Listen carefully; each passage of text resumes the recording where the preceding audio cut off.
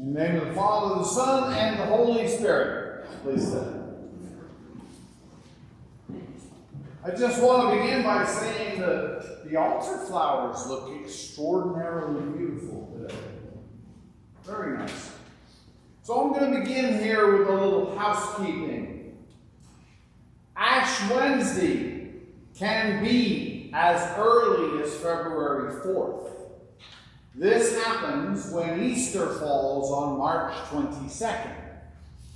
The last times that this happened were in 1598, 1693, 1761, 1818, and it won't happen again until 2285. Nevertheless, March 5th is still fairly early, as it can be as late as March 10th. To be fair, this year it's more or less in the middle, as far as the more popular dates for the beginning of Lent go, which is always dictated by the date of Easter Sunday and then counted backwards. I said last week that it was early again this year, but I might have been a little off in my perception, which in my defense has been distorted somewhat by the wintry nature of our weather this February. Wisconsin, the only state that rejoiced when the groundhog saw his shadow and we let out a cry, only 6 more weeks of winter. The point is, we do not always make it to the 7th week in Epiphany during Lectionary C every 3rd year. This year, it will be followed next Sunday by last Epiphany, making 8 Sundays in the season of Epiphany this year. When Easter is really late, and I mean really late, then Epiphany can be 2 weeks longer, giving us an 8th and a 9th before we get to last, in the season that follows Christmas and precedes Lent. This must not have happened in quite some time, as my records show I have never preached on the 8th or 9th Sundays in Epiphany in year C ever. So, today's is a gospel that we rarely hear. However, oddly enough, we did hear it on February 20th of 2022. So I had to be very careful not to preach the same sermon I did 3 years ago. Would you have noticed? I wonder. You might not remember what I preached last Sunday. I might not remember what I preached last Sunday, to be fair. So I specifically did not look at my sermon from 3 years ago so that I wouldn't be influenced by it in any way. On this Sunday, we hear again from Luke's account of the Sermon on the Plain. Not airplane, the plain, big open space. This time, the teachings are focused on how we deal with our enemies. Jesus is referring to enemies in a different way. So they're not limited to just warring tribes, factions, or hostile countries that we may be at war at as a nation. Jesus is talking about those who are out to persecute us personally, or those with whom we may have a temporary disagreement. This is particularly important when it occurs within the Christian community.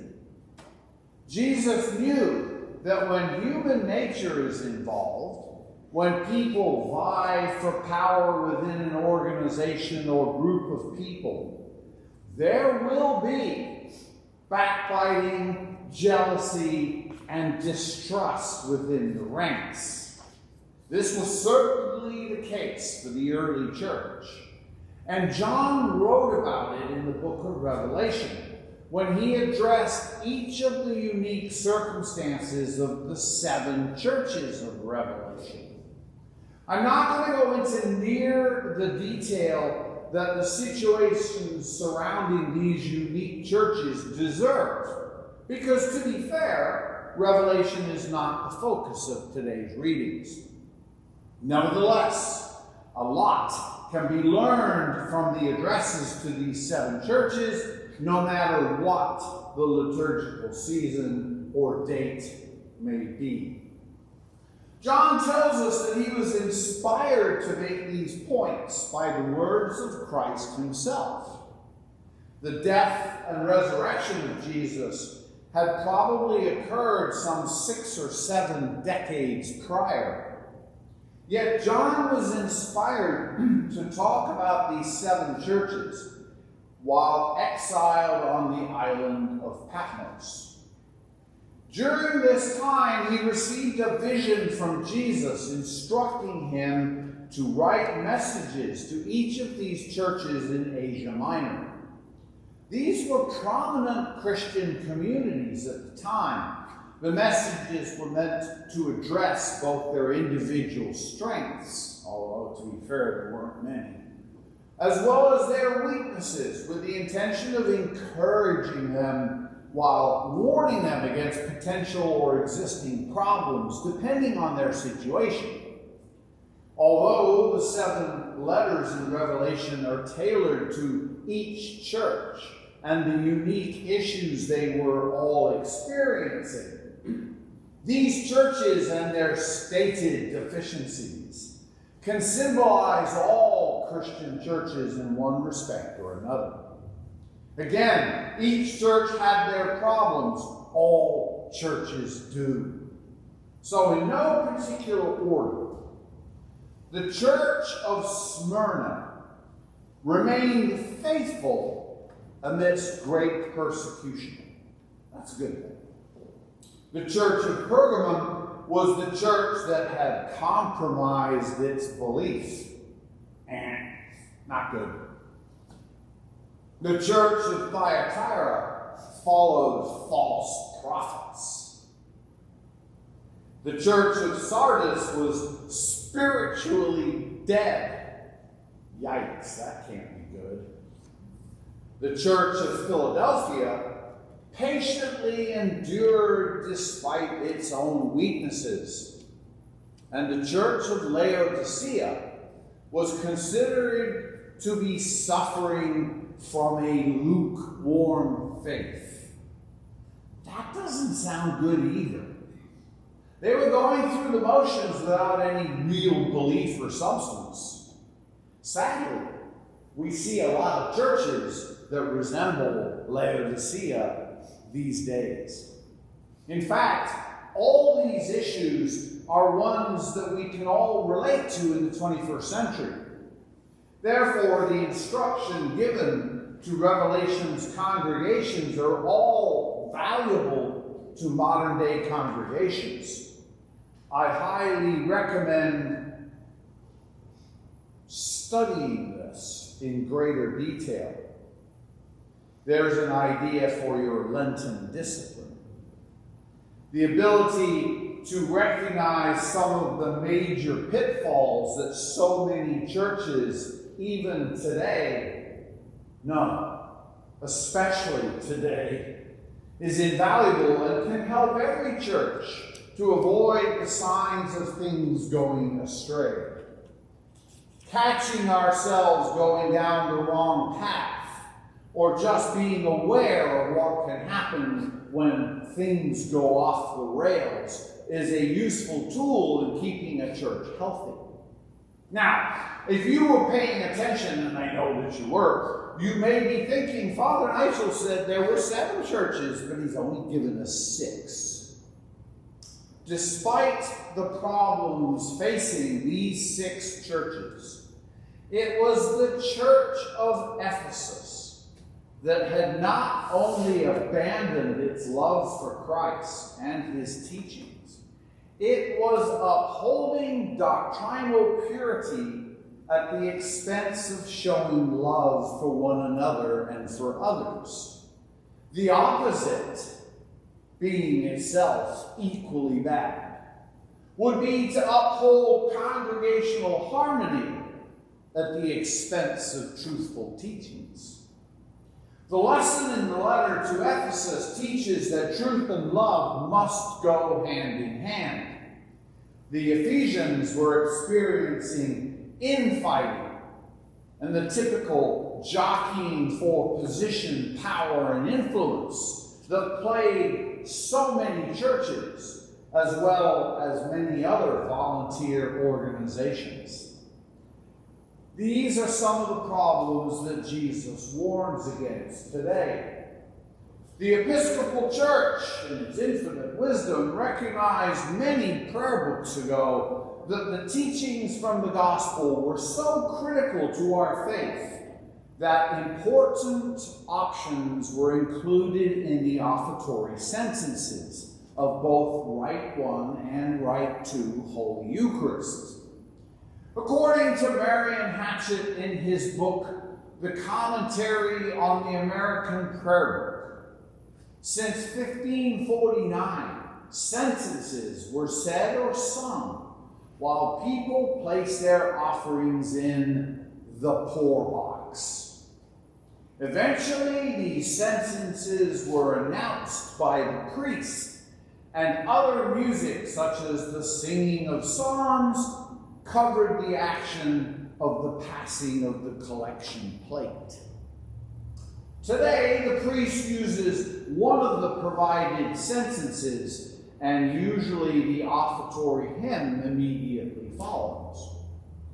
These are on pages 343 and 344 in Rite 1, and 376 and 377 in Rite 2, immediately before the proper prefaces that vary in their usage depending on the liturgical season. I tend to use Ephesians 5:2. Walk in love as Christ loved us and gave himself for us, an offering and a sacrifice to God. I even have it memorized. But on page 343 and 376, where the offertory sentences are printed, we hear from Matthew 5:23 and 24.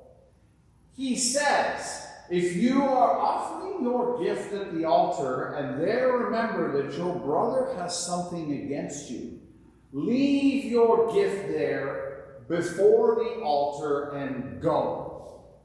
First be reconciled to your brother and then come and offer your gift. In other words, if you're in the midst of a feud or have some falling out with another Christian, you are required to patch that up before actually receiving the Eucharist. This is never easy, because it usually means that someone has to fall on their sword, so to speak, and go and apologize, even if in their mind they're actually the wronged party.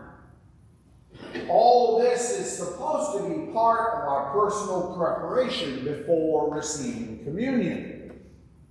Now, I was told something both interesting and yet very concerning years ago by one of my mentors, Father Solon, back in 2002 when I was a seminarian.